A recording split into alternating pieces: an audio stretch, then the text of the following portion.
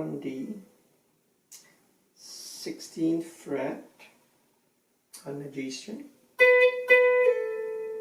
We pull off to the 14th fret G string. Twice on the 16th and pull off. Then we go to the B 16 and we bend.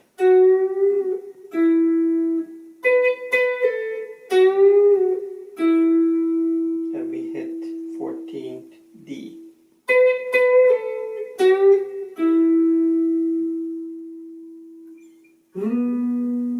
Next we're going to slide in with our ring finger, 14th fret A string, and then pull off to the 12th string A, 12th fret A. With the ring finger we slide to the 16th E, and we end up on the 14th D.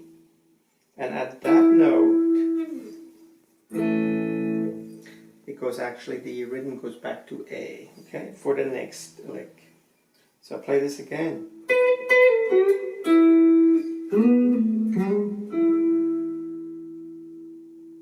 That's lick number 4.